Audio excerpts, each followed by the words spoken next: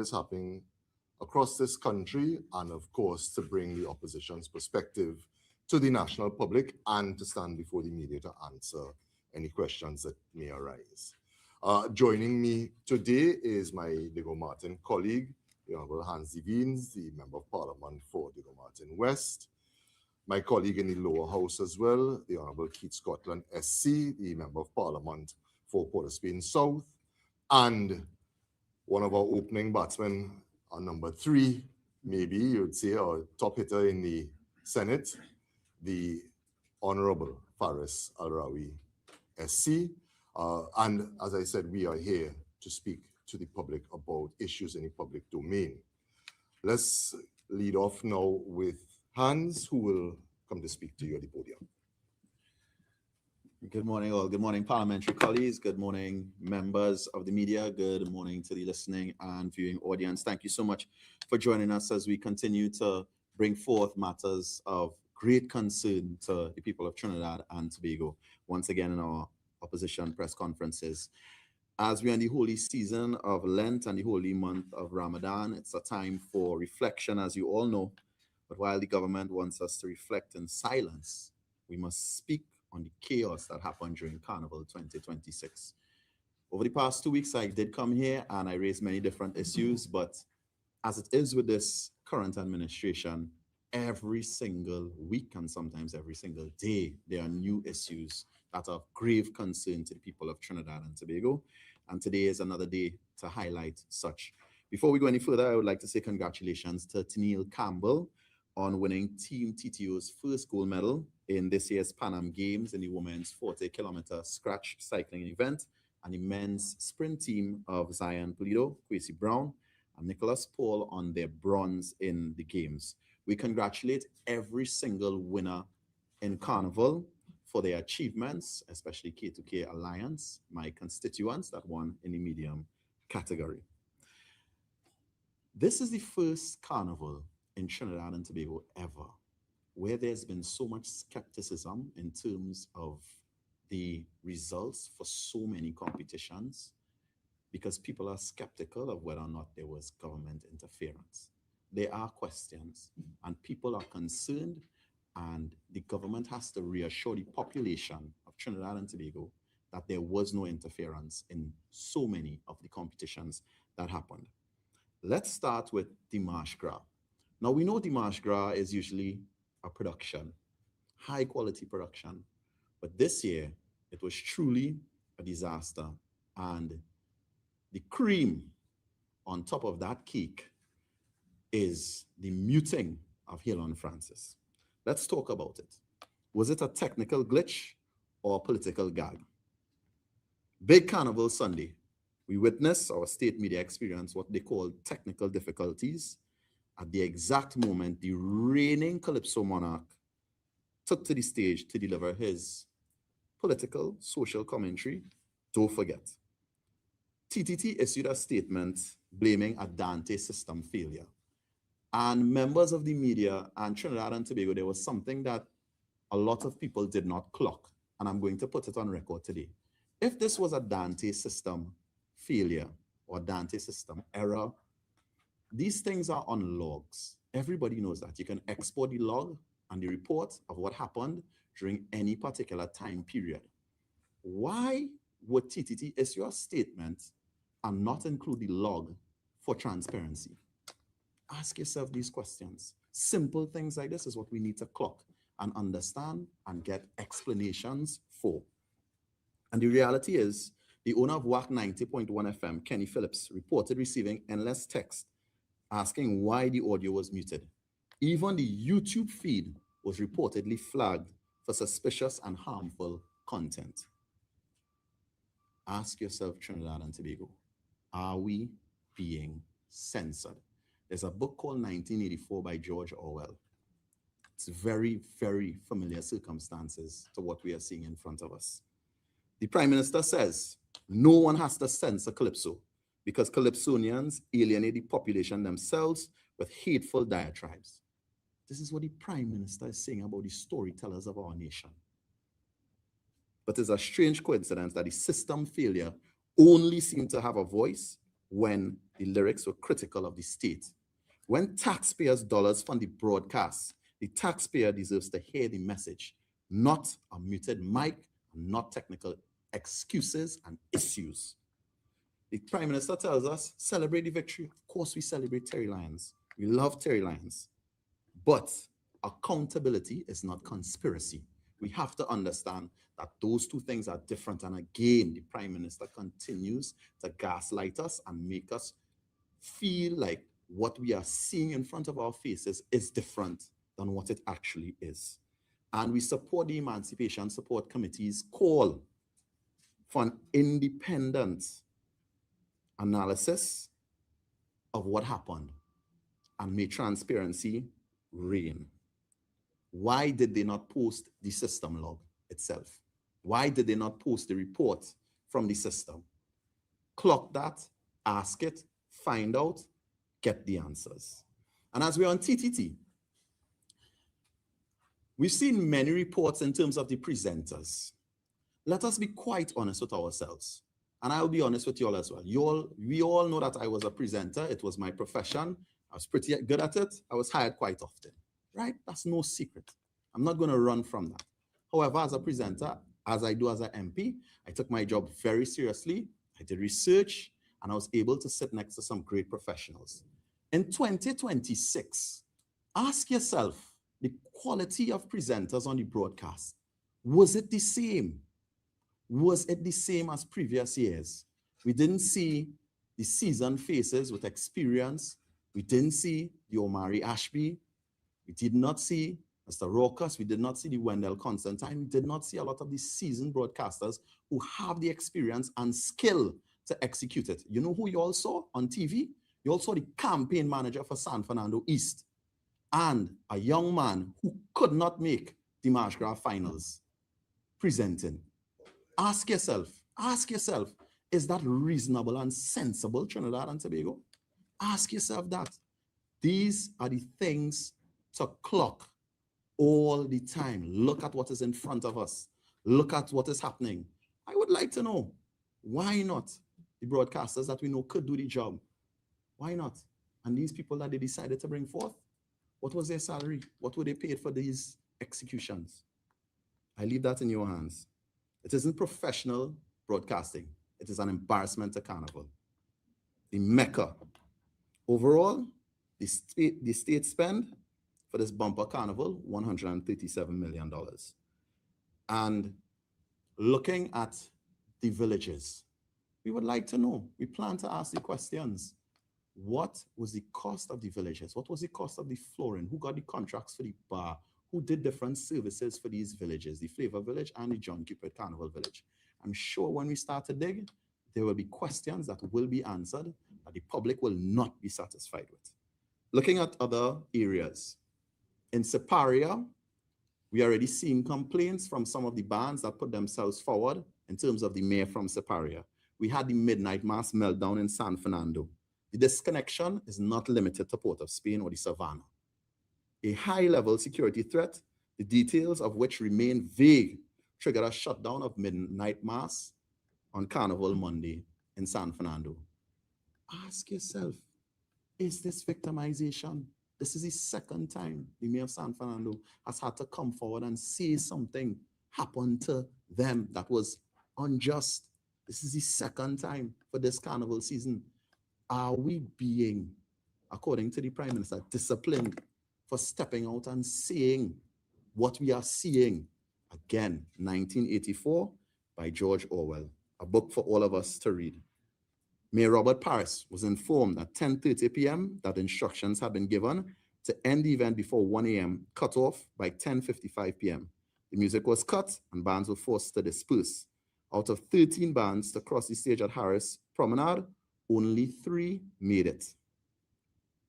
Vendors left with pots of food, masqueraders left in the dark, and the city was left in outrage. This is a signature attraction for South Trinidad, yet it was treated with zero respect. We've been speaking about the Brian Lara Cricket Academy and the fact that events and fetes were ways for this sporting/multi-purpose facility to earn an income. And when we think about carnival, people often think of what happens inside the fete.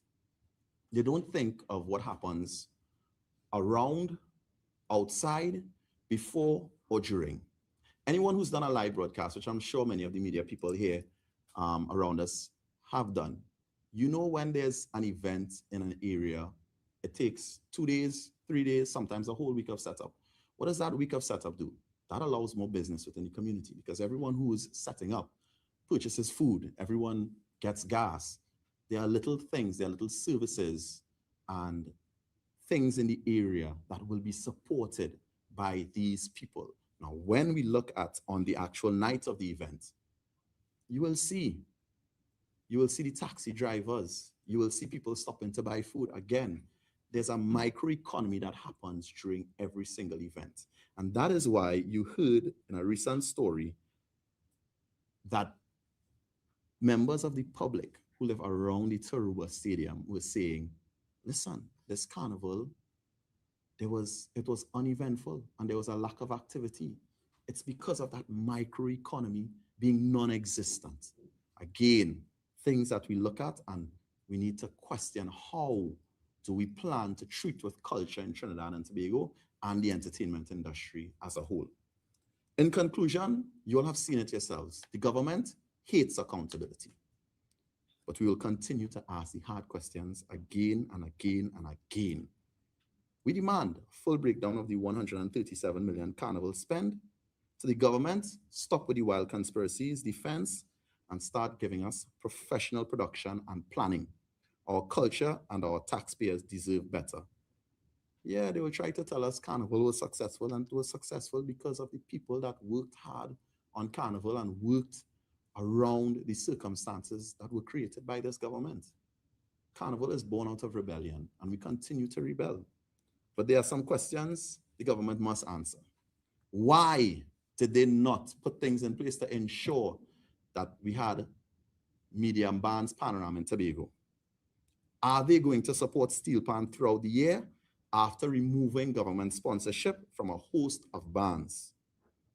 Why 2 separate villages? What was the cost for entertainment? How many times did they hire the artists that sat around the table eating pizza with the Minister of Agriculture? And at what cost? Ask yourself these questions. What was the cost for flooring in these villages? Why did they discontinue hiring professional presenters only to hire campaign managers and the people who did not make the Calypso Monarch finals who campaigned with them? How much were they paid? And when will we get justice for Helon Francis via an undoctored system log? And what is the plan for stakeholder interest groups? Are they going to be abandoned, banished, sidelined? What are the plans for events? And as Helon Francis said, you could change the country that we once know, but don't forget, this is Trinbago. I thank you.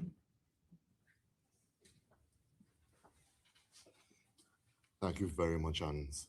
Ladies and gentlemen, if I could add just 2 things to what Hans has said. It is interesting that TTT, as we have been speaking about Helon Francis debacle, has yet to release on their platform, whether it be online, and it should be online, and on air, the full, unedited, and unmuted performance. If TTT has had a technical issue, and it has happened before, that can happen. But there is an opportunity for it to be placed on official platforms at TTT as the home of culture, particularly our carnival culture. Secondly, I also want to address, coming out of carnival hands, there has been some chatter in the public domain about the way in which Port of Spain has been cleaned after carnival. I want to say this now because I will not ask the former Minister of Rural Development and Local Government to blow his own trumpet. That was an annual victory, particularly by the city of Port of Spain, and particularly due to the hard work, not just of the mayor and the council, not just of the minister and his technocrats at the ministry, but of our CPEP contractors and workers and our URP workers. And I will leave that there. MP Scotland, you're to join us now. Keith Scotland. Good morning, all. Good morning to Trinidad and Tobago. Let me first start by congratulating the people of Trinidad and Tobago for the unmatched and unparalleled spirit that was demonstrated over this carnival period. And despite the best efforts of this government, Carnival for the people who participated was a success, and it meant all the people of Trinidad and Tobago came together, and their spirit, ancestral and otherwise, came out. And despite the rise in the prices of alcohol, despite the censorship, despite the disquiet, people came out and participated to show that in Trinidad and Tobago, we still have a country, and the People's National Movement will still be fighting for this country throughout. Let me begin by addressing the time of the year that we are in. We're into a very holy period of Ramadan, a period of Lent, and I think it's a time of reflection. So forgive me if my mood today is somber, but we have, apart from having a satisfactory carnival, we don't have much to celebrate in Trinidad and Tobago. Let's not fool ourselves. Let us consider our situation as it is for what it is. And let me begin by addressing the issue of crime. The reality of crime is that over the carnival weekend alone, whilst the country celebrated its culture, families were plunged into grief. On Carnival Friday, we witnessed a brazen daylight shooting at a communal park in Couva that left a couple dead, a young man and his wife. This couple represented a family with children. And in the People's National Movement, we don't intend to sensationalize crime, but we must bring this issue to the forefront and ask, what is the government's plan? What was the response? We don't do fake candlelight vigils. We do real interventions. We have tried to reach out to the families of the young man, of the young lady. We are sure that there were children affected. There were the parents of these young people who were affected. In addition, on Carnival Monday, a 16-year-old boy in La Hoqueta was killed by a bullet that was allegedly aimed at his father, and it struck him instead. This is a 16-year-old whose life has been removed from this earth, where he himself was as innocent as can be. A future lawyer, a future doctor, a future prime minister. Now, we do not know. What we do know is that that is a life lost. The point I am trying to make is that this and these are not just statistics. These are real people in real time who have lost their lives. And what is the government's plan? The nation is asking, what is the comprehensive crime strategy? Trinidad and Tobago, I ask this question. Have you seen, have you discerned any plan by this government that you can say has been geared to dealing with crime? The only answer that this government has is to retable a bill that has previously been rejected and mishandled and abused by the government, particularly in the lower house, and I will deal with that as we go. So I want to now put down some markers. I have asked what the plan is. And all that we have heard from this government, the government source, no other than the leader of the House, that there's a plan to reintroduce the zones of special operation. That cannot be an answer, a comprehensive answer to crime. The position of the opposition is that this government has no coherent and sustainable plan. Over the past 8 months, I made it a policy when court is on vacation, every July and August, to read a work. A work of serious literature. I was pulled towards Earl Lovelace's last renditions. Is just a movie sold, but because of what is happening, I've been moved to read older books, and this government has brought me back to reading Niccolo Machiavelli, The Prince. And in that book, particularly, when you look particularly at chapter 18 of that book, you have to, Trinidad and Tobago, it drives you to think deep, you know. They say that nuclear, and I'm using nuclear, but hard strategies, according to the Prince, should only be used, hard and cruel strategies should only be used once. And thereafter, governance and implementation of serious plans must kick in. In other words, you cannot govern throughout with hard strategies. We have had 2 incarnations of states of emergencies in Trinidad and Tobago. What is being proposed here is another incarnation under a different name, and it is going to be, according to what was presented in both houses, it was supposed to be embedded in our legislature in Trinidad and Tobago, so they govern by constitutional breaches. That cannot be a comprehensive plan. So what we are seeing here by this government is a reaction, not a strategy.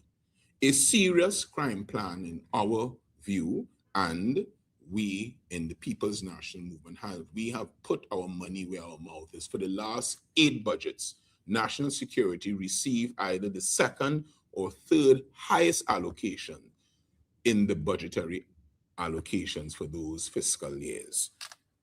Intelligence-driven policing, that has not occurred. Firearm interdiction strategy, instead of some veiled and unveiled plan of restructuring the firearm regime. Witness protection strengthening, youth intervention programs, and community policing. Have we heard anything coming from the Minister of Homeland Security about these 5 issues? The answer is no. In fact, what you have is the dismantling of some of those programs, the Civilian Conservation Corps, MILAT, MIPAT. These things have been dismantled. These were the programs from a PNM government that would put the energy of the young people to a more advantageous use, as opposed to the firing of over 40,000 people, the closing down of the URP projects as we know it, and a promise of, what is it? A job fair. They promised a job fair. That was a job farce. What have we heard about this job fair? Absolutely nothing. It is as if they are still in the smoke screens and mirrors campaign mood, where they're just throwing things out there and producing nothing. The zones of special operations, as previously structured, in our respectful view, do not solve problems systematically. You cannot declare zones of special operations in communities without addressing the flow of illegal firearms. What is the plan from the Minister of Homeland Security relative to the flow of illegal firearms? The drug trade and the financing of gangs, the failure and the abysmal detection rates in crime. In other words, Trinidad and Tobago, crime remains an issue. The People's National Movement is not going to politicize crime because it did not happen overnight. But what we are saying is that this government's attempt to address crime by this zone of special operations is misplaced and is the only solution they seem to have relative to the reduction of crime and criminality in Trinidad and Tobago. Let me now repeat why we object and why we retain an objection to this course of action by the government. And I want to refer to my notes because I want to be very particular here. The way how this bill was initially treated in the lower house was appalling and I think was disrespectful to the people of Trinidad and Tobago. We heard of this plan to reintroduce the bill, but let me share with you, Trinidad and Tobago, how this bill was introduced in the parliament. The bill was laid some 2.5 days before the debate began. We make no complaint, we work hard. If it's 2.5 days, we'll be prepared on this. On the third day, we will be prepared. But they gave us 2.5 days. Come the Friday, we were prepared. You would think that a bill that addresses constitutional issues, a bill that requires a 3/5 and 3/4 majority will be the primary bill that will be presented in the House and the first to be debated, whilst the people of Trinidad and Tobago are up and watching and engaged. Thank God that Parliament reissues and they rebroadcast what goes on, because that is not what happens. On that day, there were 2 other bills, the Motor Vehicles and Road Traffic Bill and the THA Amendment Bill. We are in no way seeking to minimize the importance of these pieces of legislation, but none of them touched and concerned an interference with the Constitution of Trinidad and Tobago. So in the hierarchical structure, in terms of what affected human rights more poignantly, it would have been the zone of special operations. What happened? Instead of being debated first, this bill was debated last.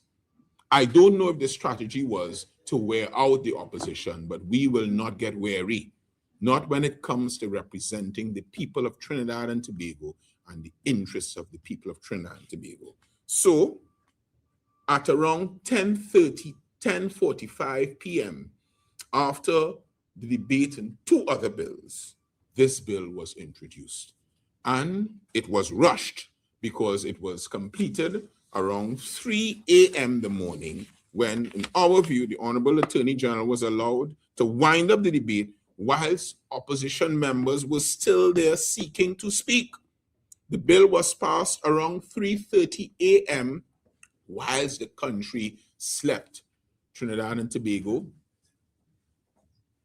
but for the fact that that bill had to go to the Senate, you would have awakened on the Saturday morning to find yourself potentially living in a zone of special operation. It reminds me, colleagues, of waking up Christmas morning to find out about the increases in penalties. It is as if it is literally a thief in the night. The government of Trinidad and Tobago has a key to enter the house. Why go through the window? Is it muscle memory? You have a key. Do things in a normal way that the whole and the entire population can understand. Do it transparently, not 3:30 a.m. in the morning whilst the country slept. But here is my real bugbear.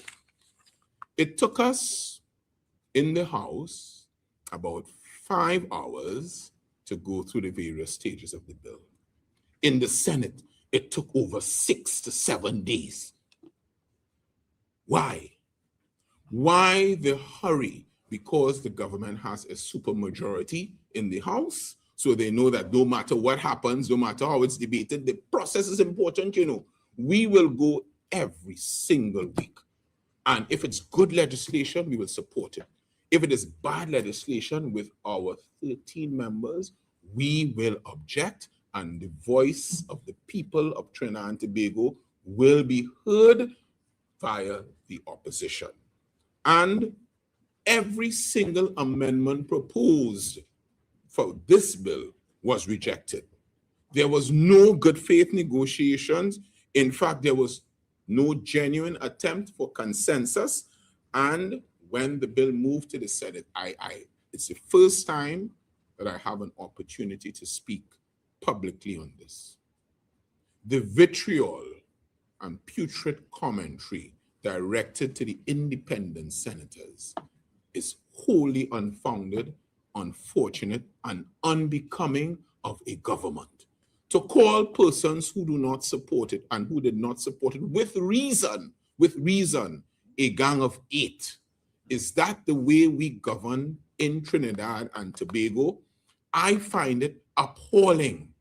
I find it undemocratic and uncollegiate to have this sustained attack on persons who did not support a piece of legislation, but they didn't do so capriciously. They gave reasons. And yet there is this unmitigated, unvarnished attack on the independent senators. So if they support the government, the independent, but if they do not support the government, they are a gang of 8. That behavior, Trinidad and Tobago, is not what we expect from people who we have elected to govern our country. There are certain tenets, there are certain rules of engagement that we understand. And when the People's National Movement was in power, was in government, there were times when the independent senators did not support legislation brought by us. And I cannot recall in my recent history that there was ever this amount of bile that was targeted to these people who have come forward to serve. I ask you this: if these personal attacks continue, which persons of worth will want to put themselves forward to represent the independent interests? There was a senator who passed away recently, and he was commenting on, and God rest his soul, and again, condolences to his family, but he commented on the personal attacks that he was witnessing coming from the government benches against the independent senator. So our view is that there was no serious attempt to engage in such a critical piece of legislation, which will change and would have changed the way we operate in Trinidad and Tobago. It is as if it was a dictatorship that was run away, as Secretariat did in the Belmont Stakes. We are now hearing a renewed call for the zones of special operations without any evidence that the fundamental constitutional, human rights, and implemental concerns were adhered to. We think respectfully that this is just not proper, it is not good governance, and we reject it out of hand and say, come with a comprehensive plan. Lastly, I want to deal with something that troubles me tremendously. Senator Arari will be more minute in his detail. But the claiming of ownership of the process for removal of Trinidad and Tobago from the EU tax list by this government, it's unconscionable. I do not want to use the word shameless, I want to use measured language, but I cannot fathom it. What and can the minister tell us, and journalists, you may have to press the question, what was done between April and now of substance that led to the removal from that list? The answer would be little or nothing. This was a process that must be claimed, and maybe the People's National Movement doesn't do what it ought to do and claim its hard work. But this is due to the hard work of the People's National Movement since 2011, when that occurrence first happened to us. And most importantly, we have to go back to 2017 and put a landmark there on December 2017, when we were placed on this particular list of non-cooperative jurisdiction for tax purposes. And this list was maintained. And here is what the people, your elected government, the People's National Movement, do. After being placed on that particular list, corrective action taken by the People's National Movement in 2017, beginning in 2011, was done to correct the deficiencies identified by the European Union and the OECD Global Forum. The response was not it was not a rhetoric, It was not rhetorical, it was legislative, it was administrative, it was technical, and it was focused. Being removed from that list placed Trinidad and Tobago in an unenviable position. The People's National Movement undertook substantial amendments to key pieces of legislation, tax legislation, including income tax, corporation tax, mutual administrative assistance in tax matters, exchange of information laws. These reforms were carefully structured to bring Trinidad and Tobago into alignment with international tax standards and tax regimes. I want to thank then Attorney General Mr. Al-Rawi for the unenviable task that he took on. But hard work is no stranger to us here, and the hard work paid off. What is troubling Trinidad and Tobago? The technical reforms were implemented within the domestic tax system by the People's National Movement. What we are having here and what we are hearing here, people, is an attempt. You do your work in school and somebody copy your work and want to get the grades. That is just not cool, Trinidad and Tobago.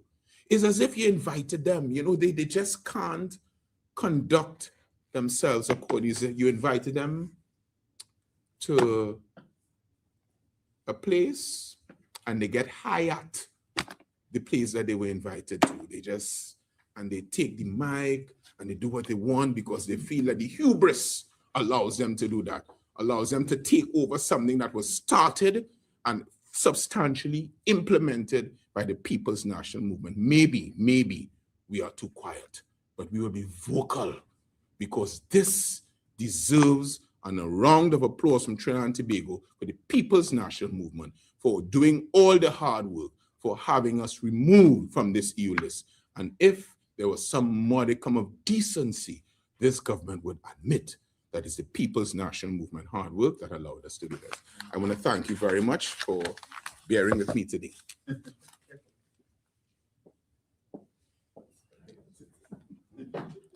Thank you very much, Keith. We are going to move on to my opposition colleague, Senator Faris Al-Rawi, Senior Counsel. Faris. Good morning, everyone. Ladies and gentlemen, we're in a sober, reflective zone. It's Ramadan, so Ramadan Kareem to our Islamic community. It's Lent, it's time of fasting and reflection. Permit me to be very practical in the observations I'm about to make. Apart from who takes credit, there's a position of truth that Trinidad and Tobago has to embrace. If you look at this room today, the Newsday is no longer with us. A team of excellent, hardworking reporters. Virtual attendance permits radio stations to not be here. But we have a state media company called TTT. Don't you find it passing strange? You, K-Marie, you've been here for the year, but you haven't once seen TTT in attendance? What could give the state-run media the opportunity to completely blank the opposition of the Republic of Trinidad and Tobago? I start by pointing that out Because if ever there is a media house that doesn't have to fight for money to stay alive, it's TTT. CNC3 has to be there.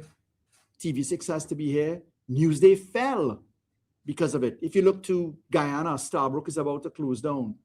If you look at traditional media around the world, there is a competition for market force. But other traditional media don't have the competitive support safeguards that TTT has. And therefore, I start off by making a demand on behalf of the taxpayers of the Republic of Trinidad and Tobago that it is unacceptable for the state media to not be present at briefings. I'm sure that Minister De Nobrega will tell you that when he was Minister of Communications, TTT covered all news in Trinidad and Tobago. There was no muting of a microphone. And it is ludicrous for us to say that the country is not afraid. And therefore, that's why I'm telling you, I want to be very practical today. I'm starting off by who is reporting this news. Because in the Give Them Performance tweet by the Prime Minister, Trinidad and Tobago is no longer blacklisted. Our country has been officially removed from the European Union's list of non-cooperative jurisdictions for tax purposes. Noted, please note that I stressed European Union. A designation applied to countries that fail to meet international standards for tax transparency. This is a major step forward, she said. The previous PNM administration failed to take the necessary actions to secure compliance and removal. Since assuming office, your UNC government moved swiftly and decisively to fix it. You've just heard a quick reflection on the paternity or maternity of the EU position, but I want to explain this in the context of what Trinidad and Tobago must see now. I had done a universal map of what this EU blacklisting means. The EU blacklisting effectively means that we are unbanked, we are debanked. What does that mean? European banks, European financial institutions, European insurance companies will not do business with a company that is not cooperative on tax transparency. What is tax transparency? Tax transparency is the automatic exchange of taxpayer information or the spontaneous exchange of taxpayer information when requested or automatically. It requires your Income Tax Act to work as a central authority and tell European countries information about their taxpayers who may be here. The United States has it as well. It's called FATCA. The EU blacklisting comes from their external information that they take into account from the Financial Action Task Force, from the Global Forum, and from the EU's requirements called BEPS. That's Base Erosion Profit Sharing. What does this whole thing mean? When you are looking at international entities, for instance, oil and gas companies that have a head office in Trinidad or one in Houston or one in Europe, what happens is when companies begin to do business with themselves, subsidiary 1, subsidiary 2, subsidiary 3, they can adjust their expenditure in a way that causes taxpaying authorities concern. Is your subsidiary company really billing you at market rate, or is it higher than normal? So you reduce profit. When you reduce profit, you reduce tax. So to keep the base from eroding and profit sharing, base erosion profit sharing, you'll hear the acronym BEPS. What they do is they make individual companies report, and they tell the tax authority, in Trinidad's case, the BIR, please report to us automatically. So to use an example, Apple has its headquarters in Ireland. Apple has its staff in the United States. So under United States law in the past, Apple didn't pay taxes in the United States because their head office was in Ireland. But in Ireland, they didn't pay taxes. Therefore, the EU didn't get contribution because their staff is in the US. So that's an example of how you erode the tax base. Now, we have a prime minister who very much took the role of a nurse after a mother has carried a baby for 9 months, delivered the baby, and it comes out with the baby in her arms and says, "Look at my beautiful child. I did really well. All hail and congratulate me because we did the hard work in bringing the child from the mother to the camera." That's effectively what happened. But what does the EU removal mean? Well, the EU took the information coming from FATF, Financial Action Task Force, took the information from BEPS, the Base Erosion Profit Sharing, and took the information from Global Forum. It amalgamated those three things, and the European Union in its council meets in periods, and they decide if you're going to be listed or not listed against certain criteria. And there were 5 criteria that they looked at. Now, what took us so long? Why are we saying that we should be acknowledged as having done the hard work? Because there's a consequence for the hard work, and it's not just the accolade. The fact is that we joined the Global Forum and the Financial Action Task Force in 2015 under Kamla Prasad-Bissessar. January 2015, we failed the Financial Action Task Force third round. Failed it. When we failed it, we were put onto FATF's gray list, called a blacklist. We had to go into fixing. So enter September 2015, a PNM government comes in, and we had to do years of work to get up to the 4th round. In 2020, under my hand as Attorney General, we had a 4th round mutual evaluation. FATF rated us, and we passed. We were removed from the list. There is a 5th round to happen. In fact, it's March this year. Take note, we're going to fail. We're going to fail under the UNC because they have not done the work to have us ready for it. That's the most probable outcome of this. I pray that there's some salvation that can come, that our entities can happen to pull it through, but it does not look positive for us because they look to effectiveness. Now, we passed our 4th round, FATF, and the Global Forum is an entity that we went into. It's 168 countries in the Global Forum. And the Global Forum said to us in 2011, "Welcome, Trinidad and Tobago." Minister Larry Hawaii, now governor of the central bank, flew to Germany, signed up, we joined Global Forum. We then promptly failed the Global Forum under Kamla Prasad-Bissessar. Failed it. We had a Pair 1 review in 2011, and we failed.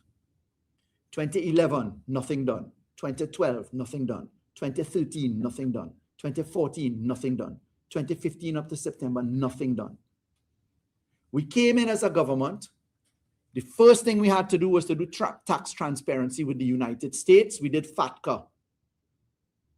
The second thing we had to do was to get out of the blacklisting and grey listing in FATF. And the third thing we had to do was to make sure we passed Global Forum. In 2018, I want you to go to the Parliament records. You will see that we took a law to the Parliament called the Income Tax Amendment Act 2018. It was followed by an Income Tax Amendment Act 2019. In 2018, we went with a law that said, give the Inland Revenue in Trinidad and Tobago the ability to send taxpayer information to international entities such as Global Forum. You know who voted against it? 2 members of Parliament who still sit today, now in government. One, Kamla Prasad-Bissessar, and one, Barry Padarat. Go to the Income Tax Amendment Act 2018, you'll see we went to a Joint Select Committee. We came out of the Joint Select Committee, they refused to support the tax information exchange. So as Attorney General, I took the opportunity to divide the law into 2 I passed one with a simple majority. All of the things that needed a special majority, I carved out and I put it in another bill, which I came back in 2019 to deal with. But if you look to the record, you will see that the people that said no to tax information exchange was the UNC under Kamala Prasad-Bissessar. She's listed in the Hansard as having voted against tax information exchange. They then forced us into a joint select committee to deal with something called the MAT. There's a MAC and there's a MAT. One is a mutual administrative tax exchange mechanism, and the other one is a convention. We danced for 2 years in a joint select committee with the UNC refusing to support the law. 2 years up to 2020. They will not support the law. You know, when we came out of the joint select committee, what was changed in one of the bills? A semicolon. We did 2 years of work to change a semicolon. I can show you the documentation.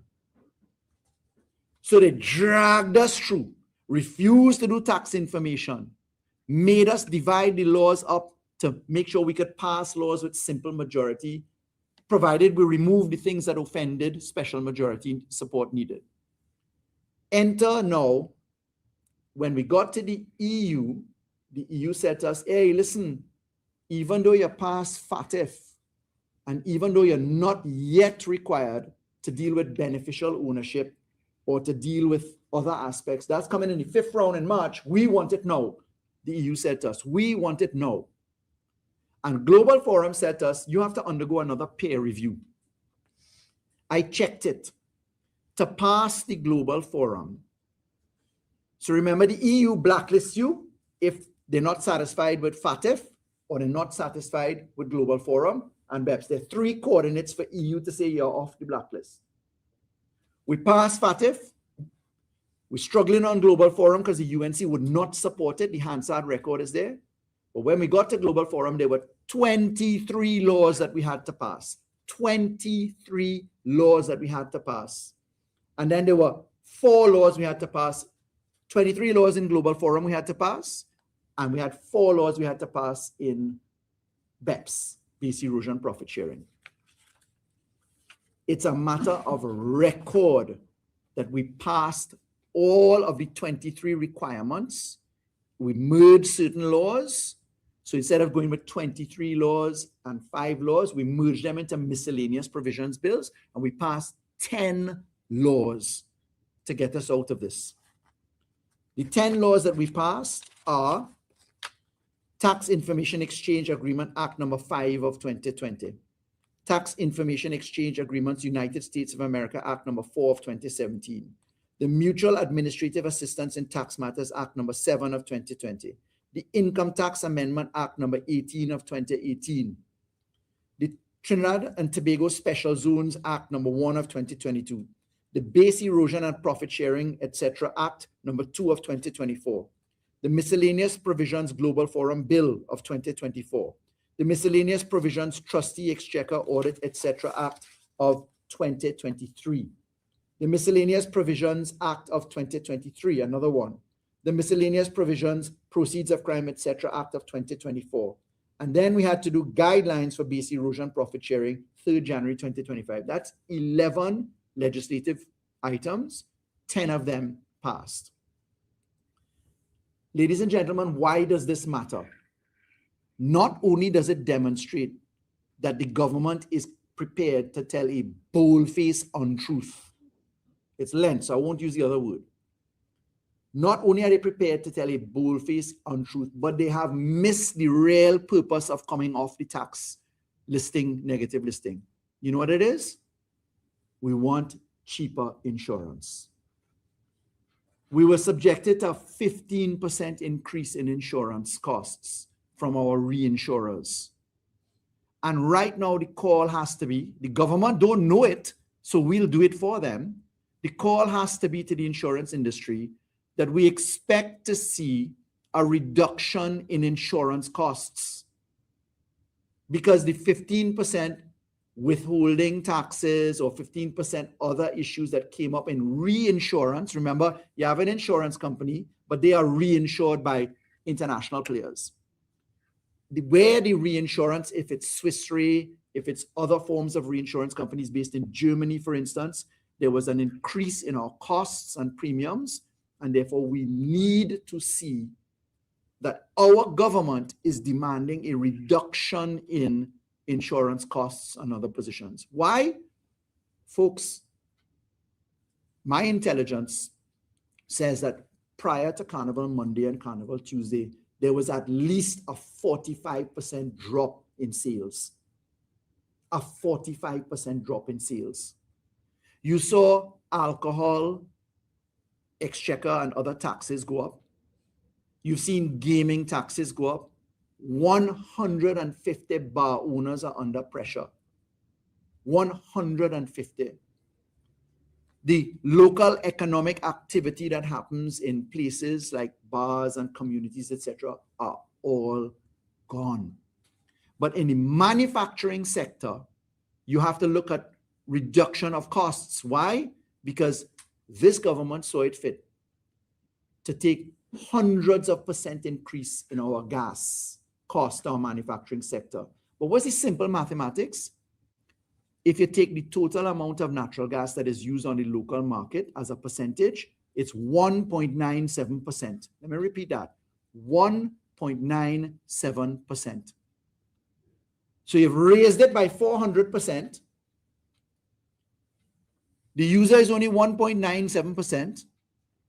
And what happens there? There's going to be competition from Guyana to have our manufacturing sector move there.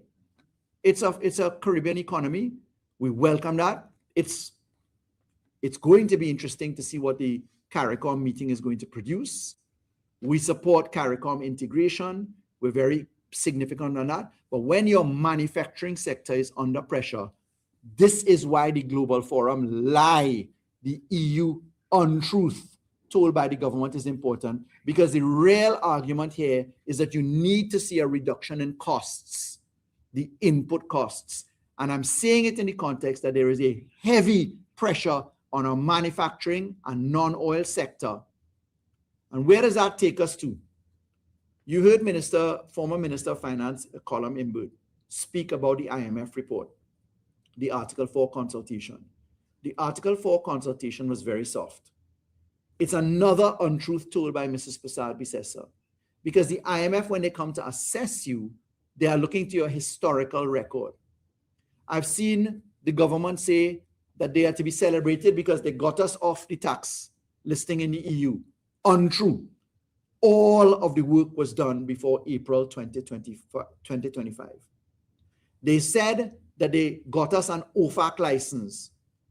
That is from the United States of America, to look at the situation with Venezuela. Folks, we're genuinely concerned about our economy.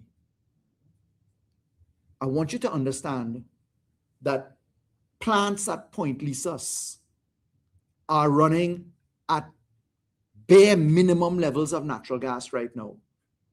Obtaining natural gas to run our manufacturing sector, our downstream sector, is critical for this country. And when you look at that, you will understand that Coquina, Mannequin, Dragon, and Manatee are the 4 fields that we share. 3 of them are Venezuelan, 1 is ours, that is the Manatee field.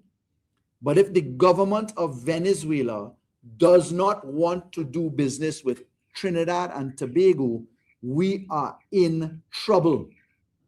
And that's why the EU is critical, the removal from the blacklisting, because if your oil and gas sector is in trouble, you need your non-oil sector to perform. And that's why we're calling for the reduction in costs as a result of the removal of the EU blacklisting. Insurance premiums should be going down. Other factors should be going down. The fact that you can't swipe a credit card in certain parts of Europe should change. But I want to tell you, having managed FATF myself, while they're quick to put you on the list, even though you come off the list, there is usually the case where you stay on a negative treatment.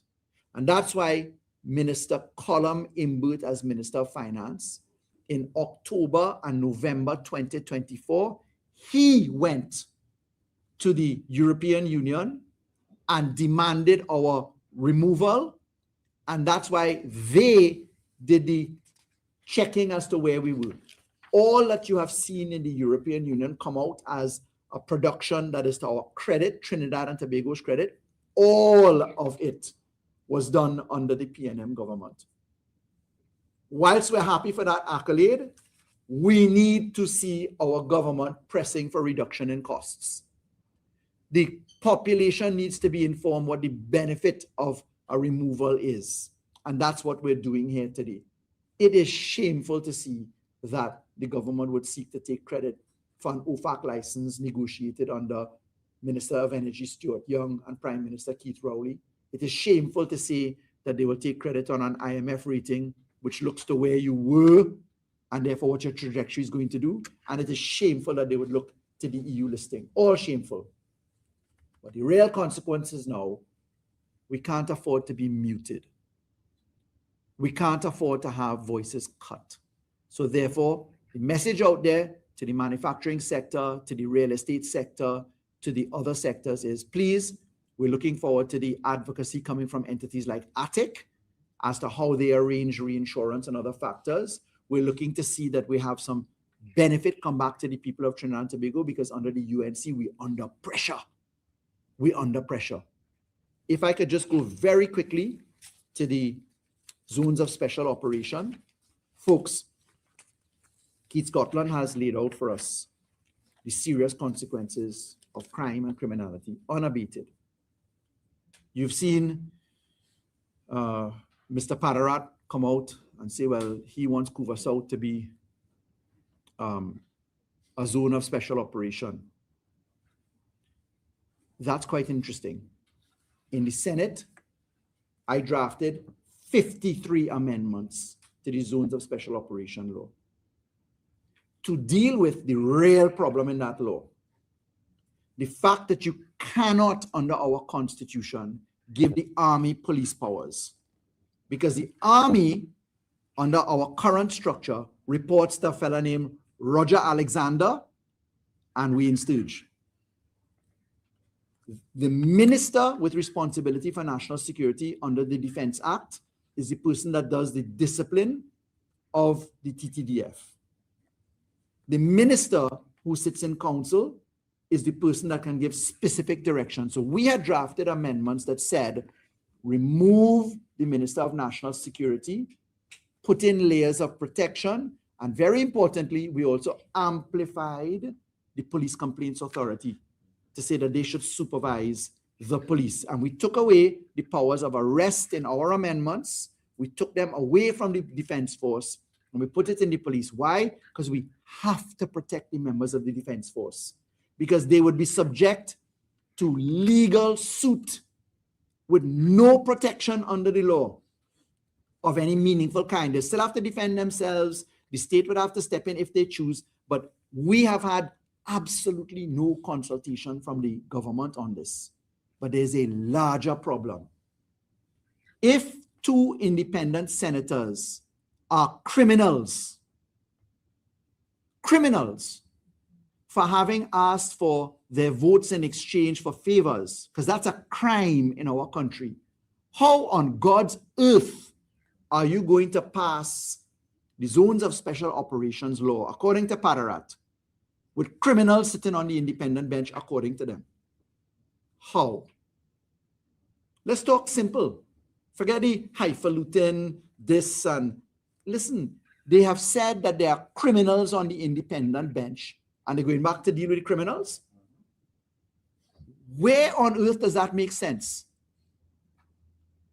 So, folks, it's a matter of sober reflection on the EU listing. In summary, it is something that the People's National Movement did despite the UNC's wickedness when they were in opposition.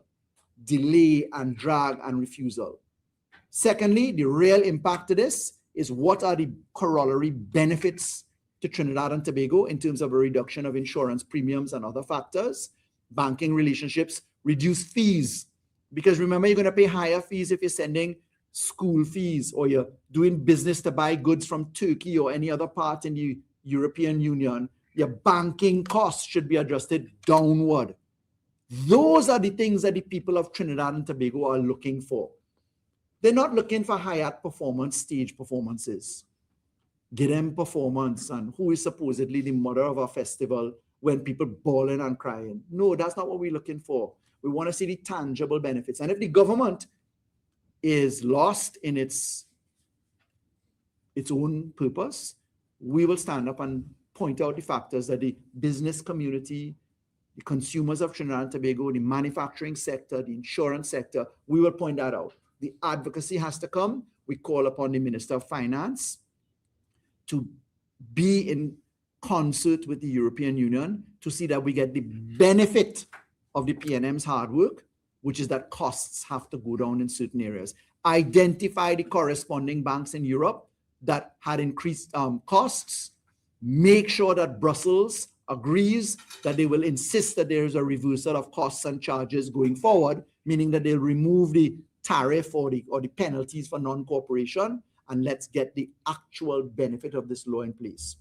We will pass you back over to our coordinator so that we can entertain your questions. Hopefully somebody will ask a question for TTT and relay it back to them. Thank you. Thank you, Faris. Ladies and gentlemen, we are going to be moving into, as Faris said, our question period. As usual, the normal housekeeping, please identify yourself and your media house and the person here who you would like to present your question to. Start with anybody else. Good morning, Melissa Minat from the Trinidad Express newspaper. Oh, yes. I want to talk about the ZOZO bill. Now, you all mentioned that you would support legislation once it's good. What specific things you would need to see, the opposition that is, before you lend your support to that particular bill? Because, I mean, you're not going to get everything that you suggest. So what are the most crucial thing you need to see to support that bill? Well, Miss, I'll tell you, we are lucky today that we have the person who led off the opposition's response in the lower house, as well as the person who led off the opposition's response in the upper house. And I think if either one of you gentlemen would like to come to speak on that, you'd be very welcome. Yeah. Scotty working out hard, so it might be hard to fit both of us at the podium. Melissa, I'll send you the proposed amendments that we circulated. They're actually written. There are 53 of them. The opposition wasn't the only entity to submit amendments. The independents did as well. There were about 105 amendments put together. For me, the critical point is that it must survive wickedness. What is wickedness? What's the real mischief inside of it? If you're going to have the Trinidad and Tobago Defense Force have the power of arrest, search, seizure, you can't just in one law do that without giving them the privileges and immunities. So if you go to the Police Service Act, you will see that the police, when they enjoy police powers are in the statute and that common law. But they have immunities and privileges so that they're not sued in their individual capacities. You have to have that counterpart for the army. The second thing that you have to have is that you have to make sure the person who could sue you if you're doing the wrong bit, or the person who could take action against you if you're doing wrong, is independent. So who does the supervision of the police in our law? The Commissioner of Police for everybody who's in the 2nd Division. But the Commissioner of Police is supervised by the Police Service Commission and the deputy. And they, therefore, indirectly control his supervision over the lower ranks. The Police Service Commission under our Constitution is an independent entity, and no politician has the power to discipline members of the Trinidad and Tobago Police Service. None. The Army is totally different. The Army answers to the Chief of Defense Staff, the Chief of Defense Staff answers to the Minister of National Security and the Defense Council. Look at Section 5 of the Defense Act. So you cannot have a politician engaging in that. Thirdly, there is no way that you could have state of emergency powers being orchestrated by a politician who is the Prime Minister. That cannot happen if you don't have privileges and immunities, and if you don't have independent liability supervision like a police service commission. Remember, the police have the Police Complaints Authority and also the Police Service Commission and the courts of Trinidad and Tobago. In Jamaica, where this law originated, they are supervised by INDECOM. That's the Independent Commission of Parliament in Jamaica. INDECOM is completely independent and they supervise the army in Jamaica. And INDECOM has the power to go and preserve a crime scene. If there's a police shooting, they say freeze, everybody has to freeze on the spot, and they enter the arena, take evidence and do positions. There's none of that in this law. So to answer your question, from my part, I'll send you the amendments that we circulated, and you'll see it in black and white detail, and you'll understand why. And then you will also see what they have not done. This is, you see, there's a necessary urgency in wanting to feel safe. There's a necessary urgency in wanting to reclaim your space. I love Carnival. Why? Because it's the time of year when Trinidad and Tobago, with our guests, occupies and enjoys our entire country without fear. You go anywhere, you're at nighttime, you go for food, you're on the avenue, you're on the street, you're downtown San Fernando, you're on Carib Street, you're on Cipero Street, wherever it might be. It is an enjoyable time. We want that. But you cannot be in a position where you are having a politician control it. States of emergency are meant for emergencies.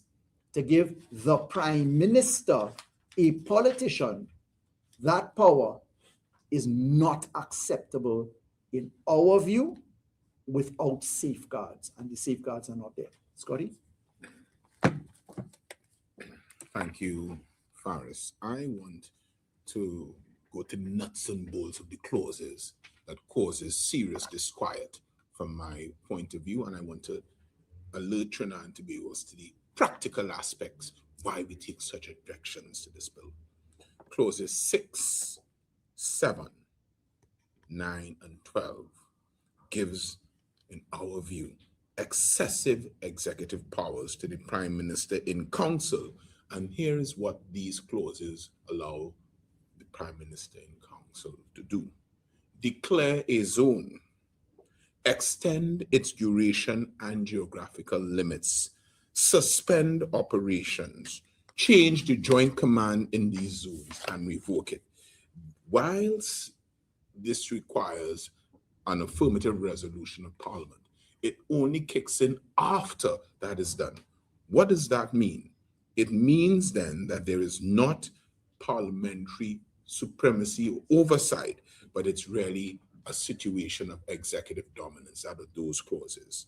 Then there are the issues of curfews, cordons, and collective punishment. Clauses 14 and 15 allow for cordons and curfews backed by criminal penalties of up to $50,000 and imprisonment. What happens then is that once an area is curfewed and cordoned off, it affects not only the criminals, but entire communities with parents, children, workers, small business owners who have committed no offenses but happen to live in areas that have been declared by the Executive Council to be zones. This is a collective restriction which is not proportionate. In fact, we say it is highly disproportionate. And the last one is, and if you recall, this law will be in effect, so it'll be rolling over. So although it's limited for 48 hours, you can reinstate it. So you could go on ad infinitum and ad nauseum. And thirdly, the warrantless search and arrest, clauses 16 and 18.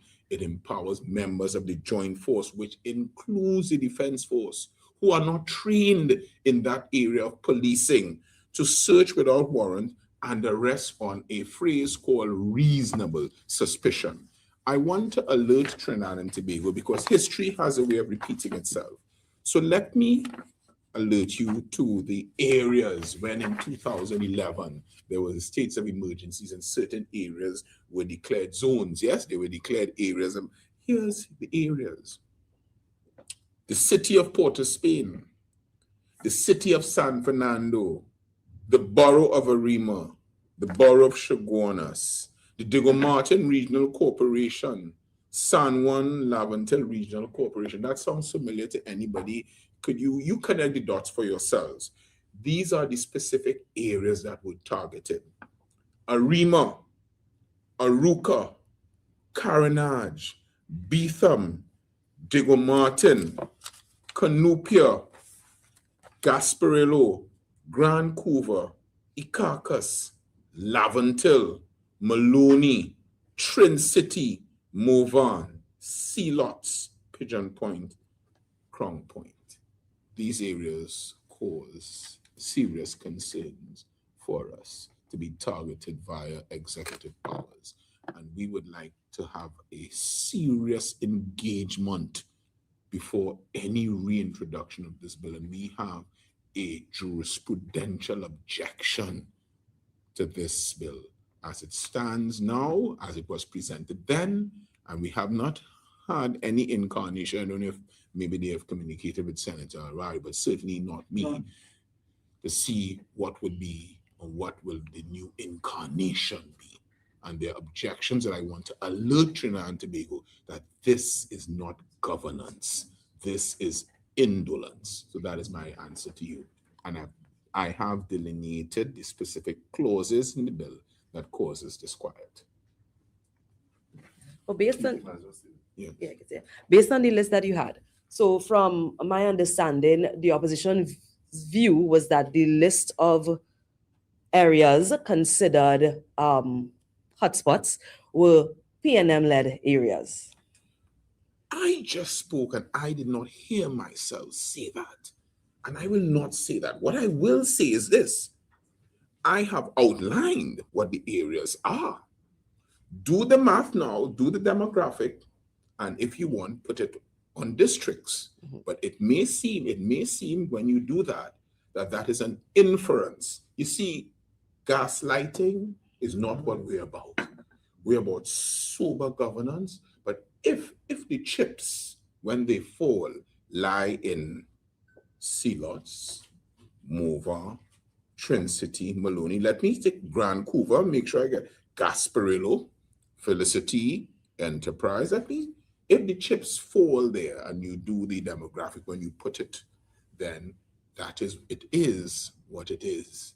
But I have noticed recently, there's a lot of gaslighting, a lot of race talk. And in Trinidad and Tobago, we are a delicately poised society. And we in the PNM, we want to be cautious, we want to be responsible, and we don't want to cry wolf. What we want to cry is the facts. And we have put the facts that happened in 2011 before the country, and we asked the country, make a conclusion based on the facts that we have presented, not rhetoric. Well, Just to join in quickly here. Alice, you just asked a quick question. Can this bill come back? The rules of Parliament don't permit a law to come back within 6 months unless there's consent. So I can confirm that we have had no request for consultation on this law. In 2017, when I wrote to the leader of the opposition's team, providing them with a draft for discussion, it was exactly the opposite of what we're doing now. And in that, I cautioned that the law needed a 2/3 majority and a 3/5 majority. I put that in a letter to them. I said why it is. I've just sent you a note on the law that I've also prepared of concerns so that you have the amendments and the note. Let me make this clear. Anything that is required to make Trinidad and Tobago a safer place, we will support, but we must make sure that we do it in the best way possible in terms of law so that we protect rights of people who may be prejudiced by capricious action or just by systemic prejudice or other factors. These are real things. So please remember, you're talking to the person that originated the law. In my origination of the law, I said, hey, we have a 2/3 majority that is required and a 3/5 majority. Let's meet and let's talk. They refused to talk. In the income tax amendment laws, where we said, listen, in 2018, we said to the UNC, please, we need to make sure that we could come out of blacklisting at the Global Forum. Help us to do the law on information exchange. They said no. Today, the accolade on information exchange is because of that law. The vote is there where they said no in the parliament. So we are not just raising these things. But let me remind you, you can stand your ground according to Alexander. How that working? The law passed, but how is that working? So this isn't just that anything and say so is how you make it up. This has to have a systemic operation that makes sense where you are protecting rights.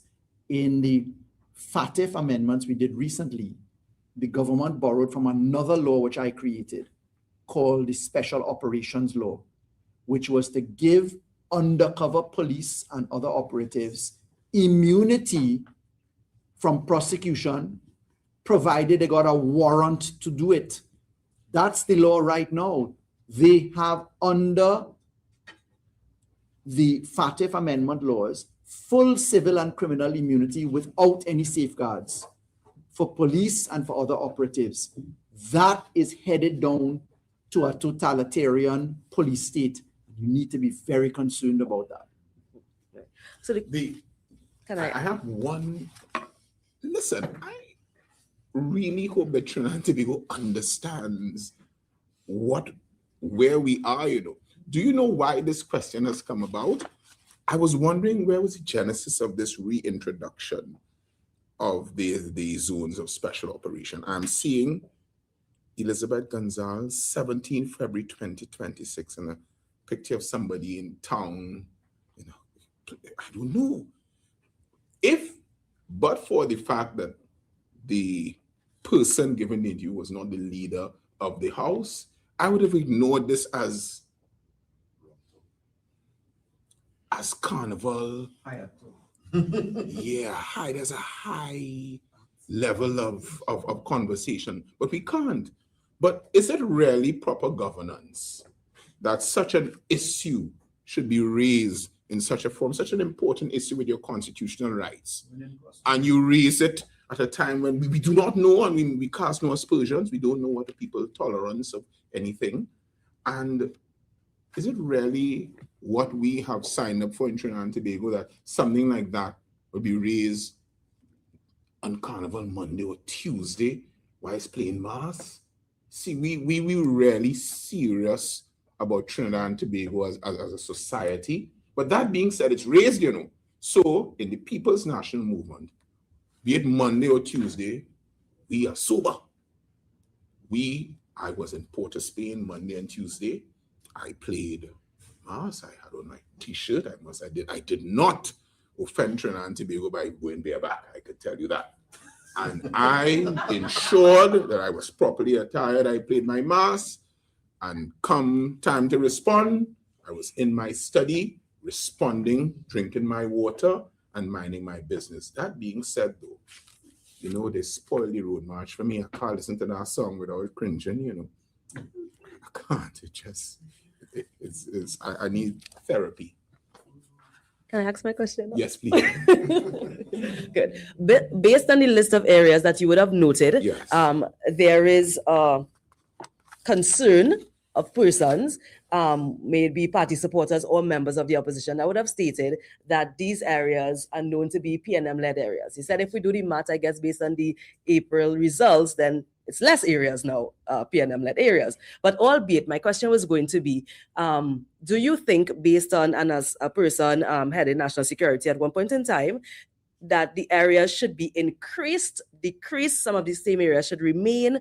What do you think, based on the crime we would have seen recently? Well, I think that this bill should stay in recess for quite a long time until such proper consultation and meaningful consultation occurs.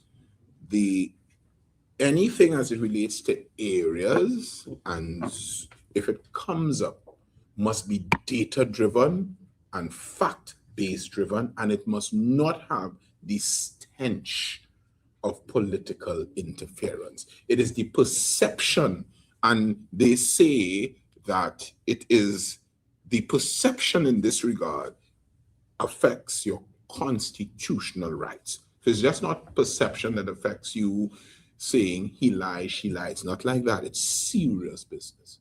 And in my respectful view, the areas are matters of concern from 2011. That's why I did my homework to show what happened before and to say what prevents it from happening. You have astutely recognized that some of the areas called there are traditional areas that are areas that have supported the People's National Movement. I say we don't want to gaslight. We want to just put the facts and let the population come to its decision based on the sobering facts that we have presented. Senator Arari said he sent 59 amendments. We have not heard of any. We have sent several from the House. We've been really just treated poorly and ignored. Yeah. Folks, there is nothing preventing a special zones of operation type operation. No. We still have the army. We still have the police. We still have joint patrols. You can flood the streets right now. All that you'd have to do is to let the police do the arresting, the police do the search. You can enter certain places without a warrant now in law. There's certain safeguards. But if you are serious about a special zone of operation, mobilize the folks now in a joint patrol. Didn't we just come out of Carnival? Were there joint patrols everywhere? There were. We're stopping that. What was the special anti-crime unit sought? It was the police with army as aid to enforcement, where the police did the arresting. You can occupy anywhere right now if you wanted to, lawfully in Trinidad and Tobago. You don't need a zone of special operation unless you want a curfew. That's the real difference here. Or unless you want to give the army the power to arrest. But you have enough policemen to be supported by army if you wanted to in the normal course of the law. So if you're serious about a special zone of operation, do it now. You can do it now. You could call it a gold commander, a red commander, a flying commander, whatever you want to call it. The police can go out and do their job now with the aid and support of the army in carefully constructed ways. Please don't be fooled that this is what you need.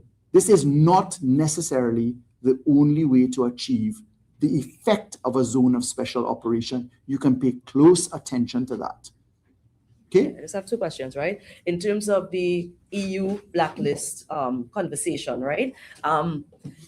Is there anything or what was done by the present government to ensure that it was removed? Because I know the last time the former finance minister was here, he would have mentioned that a host of things would have done under him, under the PNM government, except for the fact for some minor administrative concerns or issues. So is it that to drive it through the finale, is it that the government would have done something specifically to get involved in this? And that's probably what they're taking the credit. I looked at that. Mm-hmm. What they did, you know, you go KFC, you buy the food, you pay for it from your money you earn, you get a box of chicken, somebody fry it, it's all prepared.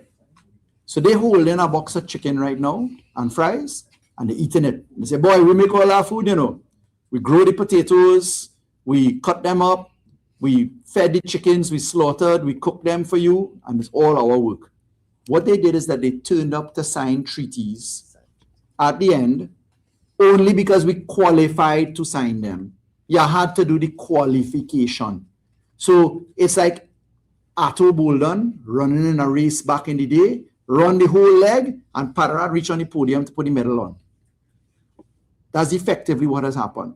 So they turned up only after we had qualified to sign the mutual, the MAC, the multilateral convention that we do. It's only after we signed that convention in October 2024. And after Minister Imbert went in November 2024, it's only then that the OECD allowed us to sign the Multilateral Convention on Mutual Administrative Assistance. And that is the key that unlocked everything. So that's when you deposit the other aspects. But to do the country by country reporting, we had to do the law, we had to do the structures, to do the BEPS, to do the special economic zones, we had to do all of it first. So Atto Boland ran the race and Parat collect the medal. So only signing of treaties would be the final thing for them, right? Yeah. You mentioned that the fifth stage that you believe that the government will fail in that aspect. For FATF. What exactly needs to be done to ensure that it's passed? Okay. Why do you think they will fail? I'm praying that we pull through. Okay. But Trinidad and Tobago is going to be the first country in CFATF region, the Caribbean Financial Action Task Force region, to undergo a fifth round mutual evaluation. Okay. That fifth round mutual evaluation requires us to be effective. So they're going to come and assess what's actually happening, not only if you have a law for it, but what is the output of the law. For that to happen, in March of this year, next month, there's going to be an on-site fifth round mutual evaluation. And let me tell you, there'll be no denying that this government would have been running in the race. So let's see what the result is going to be. I pray it's not that we go into ICRG, which is the international review group that we have to go into. Let's hope that we pass it. It does not look good right now. And the consequences of that will be grey listing again, loss of correspondent banking, and the whole cycle repeats. Okay, so come March, what exactly, if you break it down in layman terms to the public, what exactly would they be looking at? March, they're going to come for 1 full week. Okay. They're going to interview all of the entities that are supervised, the FIU, the Registrar General, in part the DPP's office, the National Anti-Money Laundering Committee has a representative from the DPP there. So it's not that they go to the DPP directly. They're going to look at your prosecutions. They're going to look at your filings at the registries, so trusts, everything. Beneficial ownership, all of those things. So they're going to look at all of these recommendations. All of them, all 41 recommendations are at scratch again. And they're going to be looking to the effective outcome of these things. Some of the historical output is going to be because of the work that we did, but they're going to have to convince the assessors in 1 week. After that week comes up, they produce a report. A draft report is in discussion with us. They take the draft report to FATF. FATF is then going to sit with Trinidad and Tobago in an open examination to defend the report. And then they're going to come up with a review. They're going to put that into writing to the plenary, and the plenary is going to come up. So somewhere around September of this year, the first plenary will come up, and we'll know if we're going to go on a list. And when we get to the list, there'll be a Caribbean version, CFATF, and an international version, FATF. And if you're on a grey list, they put you into something called the ICRG. That's a supervisory subcommittee that monitors all your steps to get to where you're supposed to go with follow-up reporting, another assessment, and then you're in or out of the bamboo. Okay, right. Another one, my final question, another topic, right? The Prime Minister will be heading to St. Kitts soon for the CARICOM Heads of Government meeting. Since coming into office for a second term, this will be her first time heading to one of the CARICOM meetings, because the last one held in Jamaica, she did not attend, but we had other ministers attended and state officials. So I just wanted to know the opposition thoughts on that. Well, we welcome Trinidad and Tobago's re-engagement into CARICOM, minus the rhetoric. CARICOM is untrustworthy. CARICOM is this. We note that Minister of Foreign Affairs of Jamaica, Kamina Johnson, has had some positive things to say about, look, basically leave the past where it is and let's press on. The Prime Minister has said that CARICOM is an important partner, contrary to her previous expressions. We welcome that. CARICOM is a critical trading partner for Trinidad and Tobago. Free movement, single economy are hallmarks of what we look for. Inter-island passage, food basketing in Guyana, energy in Trinidad and Tobago. Remember, Dr. Rowley was sitting as the head of the subcommittee on energy affairs for CARICOM. CARICOM is a critical player for us, particularly if you're looking to the manufacturing sector. Now that electricity rates are on the watch, gas input has gone up by hundreds of percentage points in Trinidad and Tobago. Trinidad's competitiveness as a manufacturing base is under pressure. Trinidad has, according to some, I have to double check this, the highest impost duties on breweries. For instance, Carib paying more to brew here. Who taxes their local industry to put higher prices on the shelf? Wanting to develop tourism. So if you go to Barbados, alcohol cheap. You go to Jamaica, alcohol is cheap because it's an input into the tourism sector. In Trinidad, nah, the hell with that. That's only for the Hyatt. And by the way, who in their right mind goes into the public and tells what your profit margin is in a state enterprise? Who would be dispossessed of their sensibilities to go and say the Hyatt is making X% or Y million in profit, to go and tell competitors what your business is? I've never seen that. This is a free-for-all. And now is the point where the Prime Minister's move to CARICOM is welcomed. CARICOM is a magnanimous, loving place. Keith Scotland and I were in Barbados together at law school, leading protests, engaging in action. Many of our brothers and sisters are leaders in the Caribbean. I congratulate Wilfred Abrams, Attorney General of Barbados, my classmate.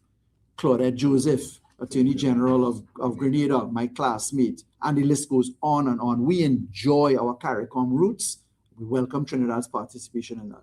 There's suspicions that Marco Rubio may be attending the meeting. May or may not be an encouragement for the Prime Minister to attend, or a reason, one of the reasons. I couldn't speak for Mrs. Prasad-Bissessar. The United States is one of our closest partners. We cherish our relationship with them. The United States has been a very strong cooperative member in the Caribbean Financial Action Task Force.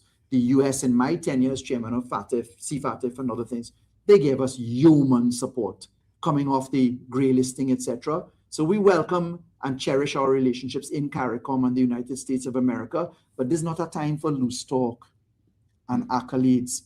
My point on the EU listing is, hey, I want cheaper insurance. I want cheaper correspondent banking.